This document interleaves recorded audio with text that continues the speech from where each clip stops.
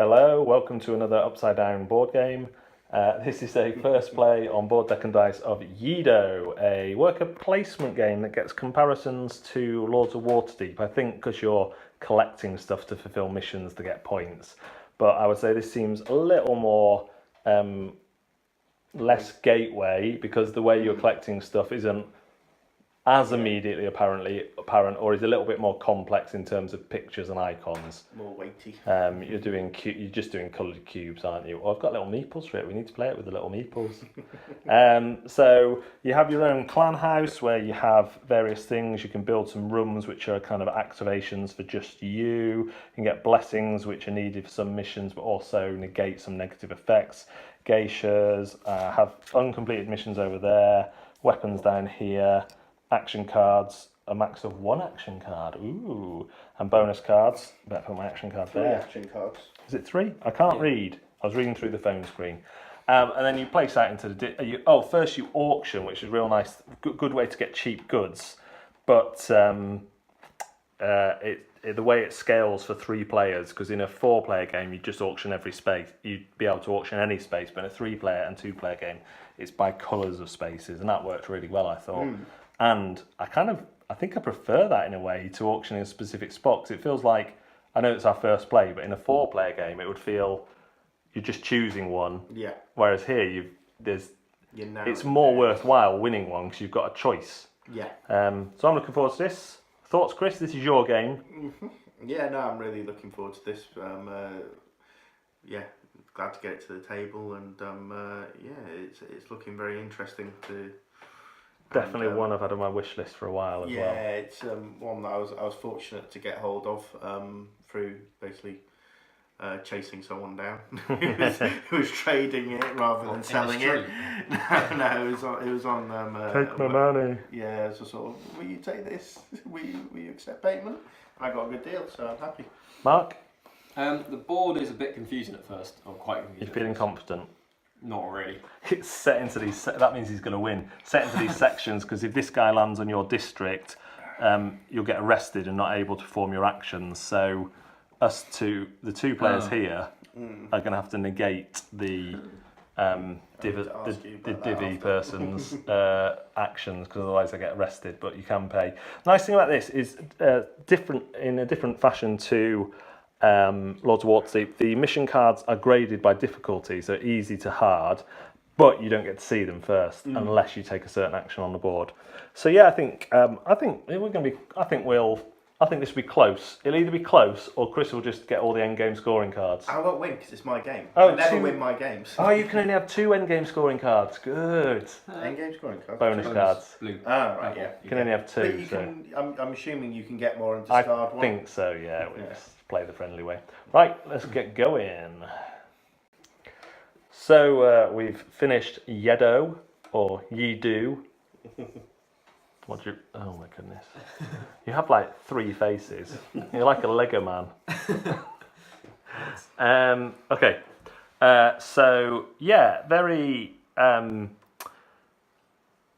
unusual for, I guess, because we play probably more modern games. Mm-hmm. This was unusual in the fact that the end game scoring wasn't that big a deal.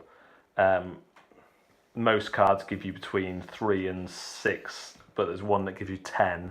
I scored 11 on my in-game scoring, which was Mark's total score. And the actual objective cards seems to me that you want to have a couple of green to farm you some money. Yeah. And then just, if you want points, you've got to be doing blacks or, well, Not blacks even really. Reds. Reds only go up to 4 points. But if you're farming money, of course, you can come down here and get your 3 points every turn. This guy's really annoying.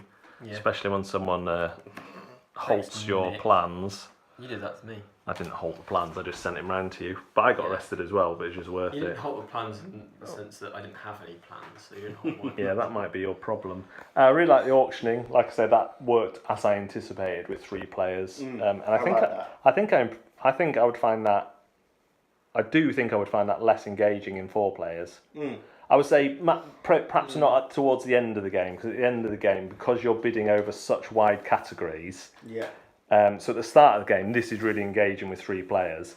But if you towards the end of categories, some things are empty, and I only really wanted purples from these two because I thought I want to get my best end game scorings, and I only really wanted blacks from here, so I wasn't that bothered. Like if red went, I was like, well, I'll go for white, but if white goes, and a lot of times we were just bowing out without taking money because we left it too late, or taking the money in advance. I feel like I would do much better next game. Definitely, now that I know definitely. The blacks are higher scoring. I was I would go for rooms earlier because I got 2. Yes. Most of the game I only They're had good, 1. the rooms, I do. I'd get weapons earlier because nearly all the game I didn't have 1 weapon that meant I couldn't do most of the cards. I think it's not being scared to ditch any missions that are just too. If you've got some stuff and the missions aren't on it, that kind of foresight. A lot of the cards had foresight, which I kind of thought was a wasted action at first, but that is really good because you can start to plan a bit more. Certainly when you're thinking end game scores, and even action cards. More valuable. Yeah. Getting rid of any way of getting rid of these cards. I think the player order was fought over more hardly than some games we play. Yeah. I think sometimes that would be a 3rd, 4th, or 5th move to take player order, but this time we were going in for it first, and that's again because of the 3-player auction. I think going first in the auction is more important.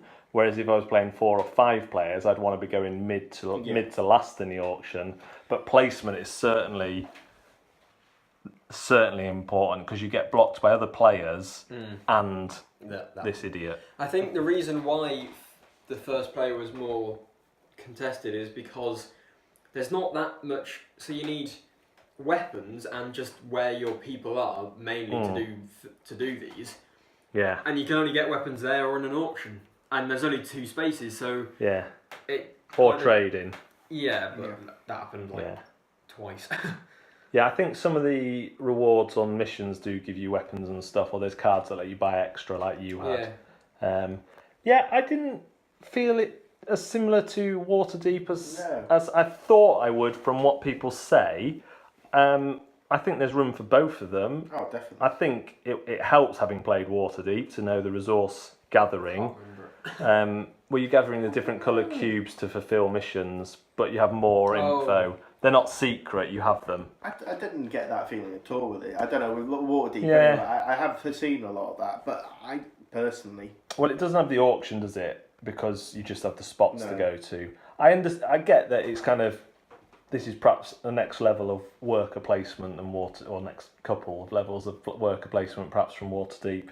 But yeah, they felt sufficiently different to me. You know exactly what you're getting with Lords of Waterdeep, though, don't you? When you go to buy something or when you go to bid on something, you get mostly, what you see, mostly. Whereas this there's a lot more variables. I think, even with the end game missions as well. It's kind of the same, except they're all face up. You don't have to take the action. Like here, you would draw 3, so it's kind of the same, except just you get to see them. But I feel like because I didn't know anything about this game. Because I didn't know they were the best way of scoring points by far.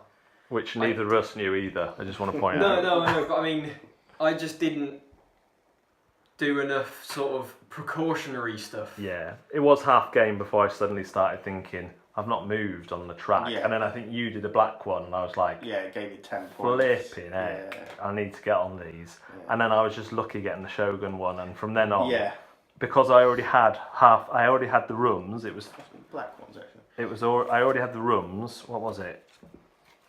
I already had 2 rooms. I already had enough money. I already had the geisha, and I already had the weapons. So all I needed to do was get my 4 people onto the required spots. Well, it gives you 2 endgame scoring ones actually as well. I mean that is pretty massive, really. Considering that's 14, and then you got 2 10s and then 2 8s, and then after that it's 4s, 5s.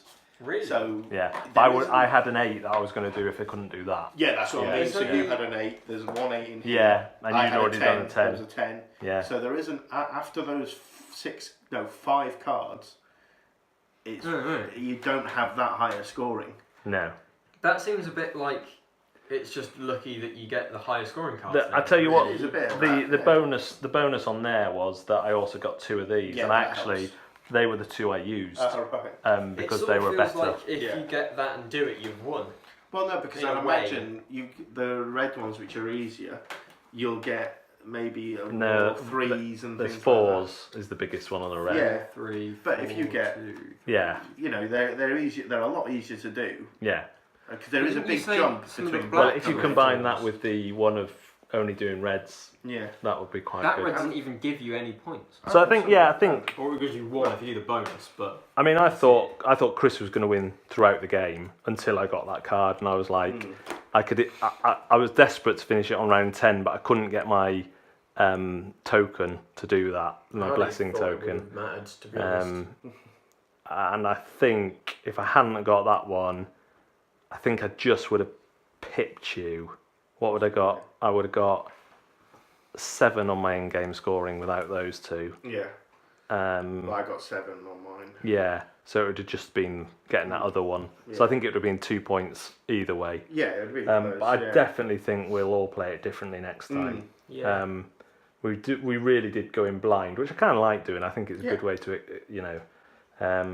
but yeah, really enjoyed it. Yeah. Um, Highly impressed with that actually. It's, Yeah. So I think I'd be playing Waterdeep at the start of it. We don't do it properly, but I play Waterdeep at the start of the night, or with people who are new to work a placement, that sort of thing. And this would be a kind of for the more hardcore later on. Yeah, Mark, finish off with some words of wisdom. That's probably the worst I've ever done in a game. I mean, There you go. I said words of wisdom, not a sentence you utter after the end of every game. Thanks very much for watching Board Deck and Dice.